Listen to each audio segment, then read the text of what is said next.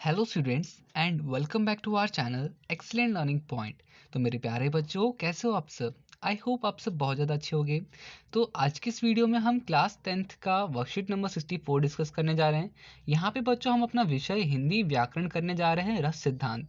तो देखो, हमने पिछली वर्कशीट में पढ़ा था कि किसी भी काव्य साहित्य को पढ़ने सुनने से उत्पन्न होने वाले आनंद की अनुभूति को ही रस कहा जाता है। और रस के 4 अंग होते हैं: स्थायी भाव, विभाव, अनुभाव और संचारी भाव। ठीक है। अब यहाँ पे बच्चों स्थायी भाव जो था हमारा, वह भाव होते हैं जो मन में स्थायी रूप से स्थापित रहते हैं। स्थायी भाव के उद्बोधक कारण को विभाव कहते हैं। विभाव 2 प्रकार के होते हैं: आलंबन विभाव तथा उद्दीपन विभाव। तो ये सब बच्चों हमने पिछली वर्कशीट में ऑलरेडी ही पढ़ रखा था। अब हम अनुभाव और संचारी भाव के बारे में जानेंगे। तो देखो, अनुभाव क्या है? अनुभाव मनोगत, मन में उत्पन्न। ठीक है। अनुभव क्या होता है बच्चों? मनोगत, जैसे कि जो आपके मन में उत्पन्न होता है, भाव को व्यक्त करने वाली शारीरिक प्रक्रिया अनुभाव कहलाती है। यह बच्चों 8 प्रकार के होते हैं। सबसे पहला स्तंभ, स्वेद, रोमांच, भंग, कंप और विभिन्नता, अश्रु और प्रलय। ठीक है। तो देखो बच्चों, ये सारी चीजें तो हमने पिछली वर्कशीट में ऑलरेडी पढ़ रखा था। अगर आप सबको भी पता होगा, ये संचारी भाव हमने पढ़ रखा था कि हृदय मन में संचरण आने जाने वाले भाव को ही संचारी भाव कहा जाता है। अब बच्चों ये कितने प्रकार के थे, तो ये भी मैंने आपको बता रखा था कि ये बच्चों 33 प्रकार के होते हैं। तो ठीक है, ये सारी चीजें तो हमने देख रखी थी। अभी 33 बच्चों देखो, ये जितना भी हर्ष, विषाद, श्रास, लज्जा, ग्लानि, चिंता, शंका, असूया, अमर्ष, मोह, गर्व, उत्सुकता, उग्रता, चपलता और दीनता, जड़ता, आवेग, ऐसे करके बच्चों पूरे 33 नाम हैं। ठीक है।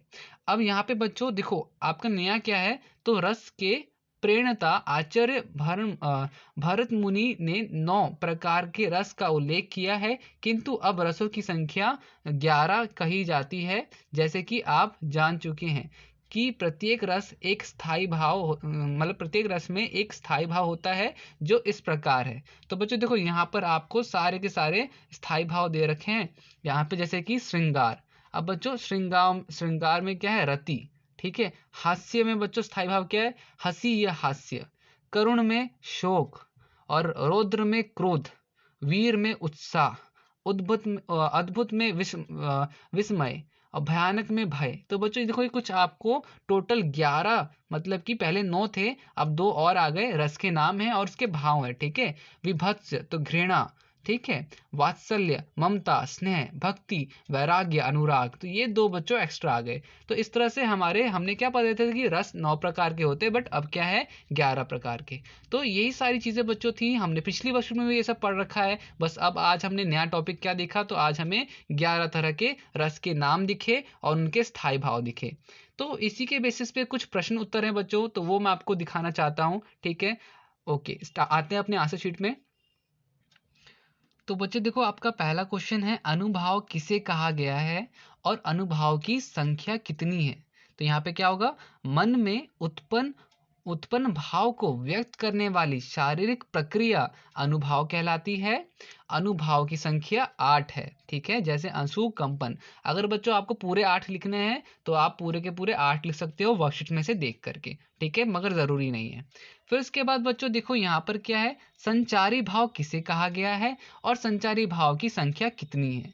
तो मन में आने वाले भाव को ही संचारी भाव कहा जाता है। यह भाव स्थायी भाव के साथ उत्पन्न होकर कुछ समय बाद समाप्त हो जाता है। संचारी भाव की संख्या 33 है। जैसे, और यहाँ पे बच्चों आप पूरे 33 लिखना चाहो तो लिख सकते हो, मगर ऐसा बोला नहीं गया, सिर्फ संख्या पूछी है तो मैंने संख्या बता दी। अब प्रश्न 3 क्या है? रस सिद्धांत। रस सिद्धांत की प्रणेता कौन थे? उन्होंने रसों की कितनी संख्या बताई? तो बच्चों, रस सिद्धांत के प्रणेता आचार्य भारत मुनि थे। उन्होंने 9 प्रकार के रस का उल्लेख किया, परंतु अब रसों की संख्या 11 कही जाती है। ठीक है, ये भी हमने पढ़ रखा था। फिर बच्चों प्रश्न 4, अनुभाव के कितने प्रकार हैं, उनके नाम लिखिए। अनुभाव 8 प्रकार के होते हैं: स्तंभ, स्वेद, रोमांच, भंग, कंप, विभिन्नता, अश्रु और प्रलय। तो देखो बच्चों, जैसा कि यहाँ पर आपसे ये भी पूछा जाता है कितने प्रकार के इनके नाम लिखिए, तो हमने ये भी बताया 8 प्रकार के, और 8 के 8 नाम लिखे। तो जब तक ना बोला जाए तब तक आपको नहीं करना है। सिर्फ अगर गिनती बोली कितने प्रकार के, तो सिर्फ आप 8 प्रकार के लिख के छोड़ देते हैं, बट नाम लिखने के लिए बोला था इसलिए हमने नाम भी लिखा। तो उम्मीद करता हूँ बच्चों सारी चीज़ें आपको समझ में आई होंगी। वीडियो अच्छी लगी तो लाइक शेयर कमेंट जरूर कीजिएगा, और अगर आप चैनल पर नए आए हो, चैनल को सब्सक्राइब करो, बेल आइकन प्रेस करो। मिलते हैं नेक्स्ट वीडियो में, तब तक के लिए bye bye and take care.